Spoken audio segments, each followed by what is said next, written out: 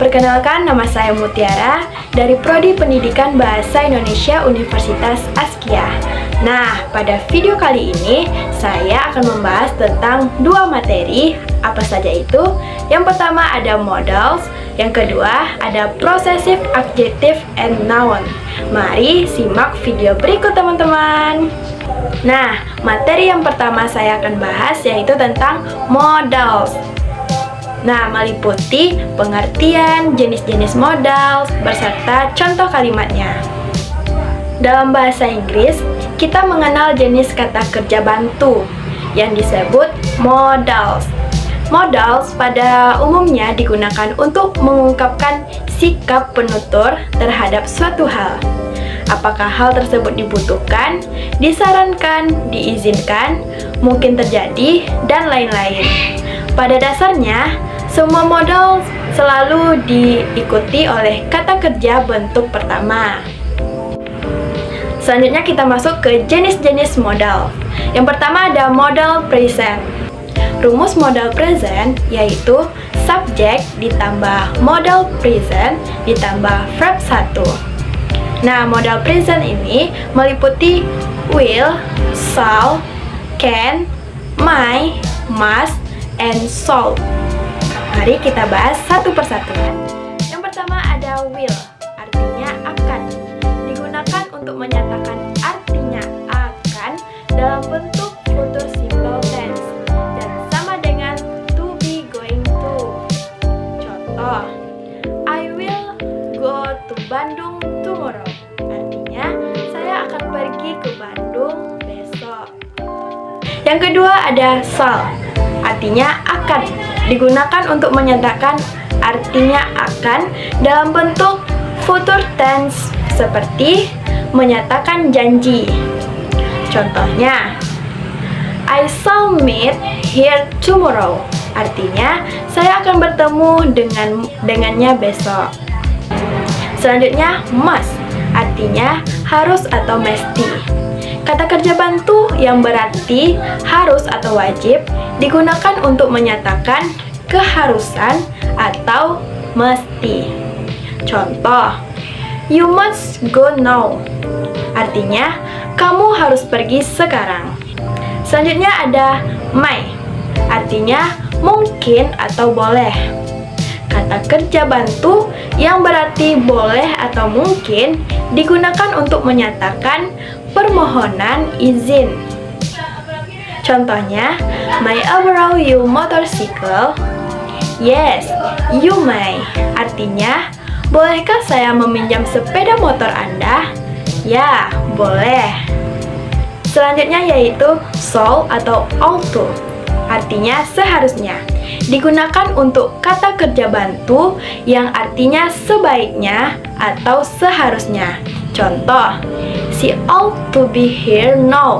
Artinya, dia seharusnya ada di sini sekarang. Nah, dan yang terakhir ada can. Artinya dapat. Digunakan untuk menyatakan kesenangan. Nah, yang terakhir ada can.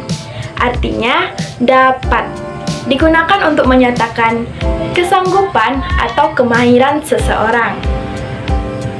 Contohnya, I can sing, artinya saya bisa bernyanyi. Nah, kita masuk ke modal past. Rumus modal past ini yaitu subjek ditambah modal past ditambah verb 1. Modal past ini terdiri dari will, shall, must, and had to, might, and call. Kita bahas yang pertama yaitu word. Digunakan untuk menyatakan bentuk lampau dari will yang berarti akan. Contoh, he will be punished before he executed. Artinya, dia akan dihukum sebelum melarikan diri. Selanjutnya ada shall. Digunakan untuk menyatakan bentuk lampau dari shall. Contoh, when he came to my house, I shall go. Artinya, ketika dia datang ke rumah saya harus pergi. Nah, selanjutnya must atau had to. bentuk past dari must, yaitu keharusan atau tidak boleh atau tidak dikerjakan. Contoh, you must atau had to study in biology class yesterday. Kamu seharusnya kemarin belajar lebih giat di kelas biologi. Nah, selanjutnya ada might.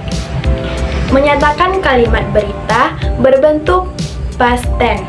Contoh, the newspaper said it might rain tomorrow.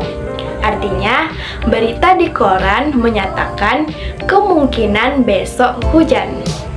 Selanjutnya, could adalah bentuk past tense dari can dan bentuknya sama untuk semua subjek. Namun, dalam penggunaan tidak selamanya berarti past tense atau masa lampau. Could dapat dipakai untuk menyatakan bentuk lampau dari can. Contoh, Marisol sing a song when she was young. Artinya, Mary dapat menyanyikan sebuah lagu ketika dia masih kecil. Nah, selanjutnya kita masuk yang ketiga, yaitu modal perfect. Nah, rumus modal perfect ini yaitu subjek ditambah modal perfect ditambah have ditambah verb 3. Modal perfect ini meliputi must, might, shall, and could. Mari kita bahas satu persatu. Yang pertama ada must have ditambah verb 3, yaitu kesimpulan lampau. Contoh, Rara passed the exam. He must have studied. Artinya, Rara berhasil dalam ujiannya, dia pasti belajar. Yang kedua ada might have ditambah verb 3, yaitu kemungkinan lampau. Contoh, Rara was absent. He might have been sick. Artinya, Rara tidak masuk, dia mungkin saja sakit. Nah, selanjutnya ada shall have ditambah verb 3, yaitu keharusan yang tak dikerjakan pada waktu lampau. Contoh, Rara didn't pass his shall have studied. Artinya, Rara tidak lulus, dia seharusnya belajar. Nah, selanjutnya yaitu could have. Artinya, kemampuan yang tak digunakan waktu lampau.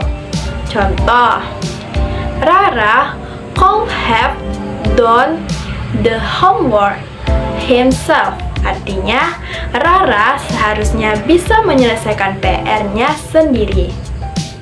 Nah, teman-teman, itulah materi tentang modals. Selanjutnya kita masuk ke materi yang kedua, yaitu tentang possessive, adjective, and noun. Mari simak videonya. Kata sifat posesif merupakan penentu atau kata sifat khusus yang digunakan untuk menyatakan kepemilikan terhadap kata benda. Kata sifat posesif terdiri dari my, your, his, her, its, or, and their. Mari kita bahas satu-satu. Nah, yang pertama ada saya, memiliki arti kepunyaan saya. Yang kedua, his, menunjukkan arti kepunyaan dia untuk laki-laki.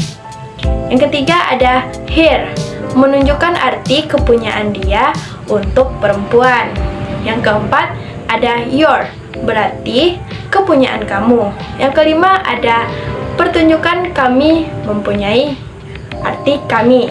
Yang keenam its, yaitu menunjukkan kepunyaan dia yang berarti hewan atau benda mati.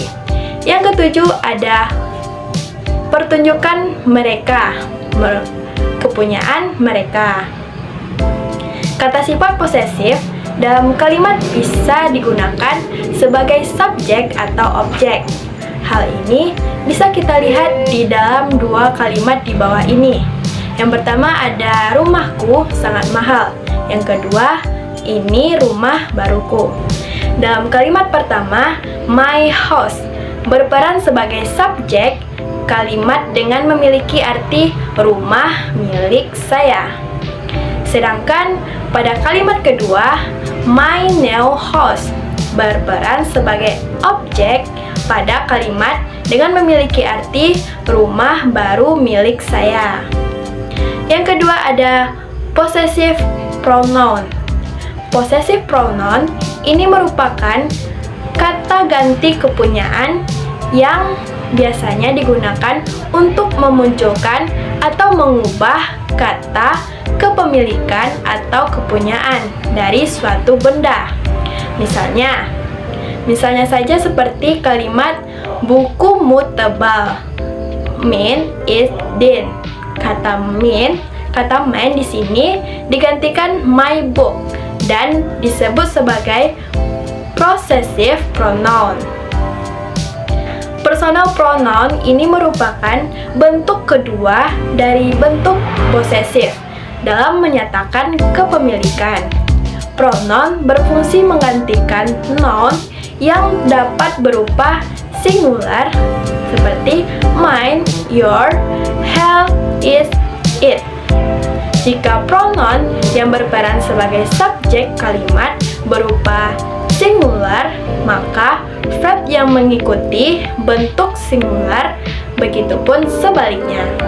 Nah, selanjutnya yaitu contoh kata ganti posesif.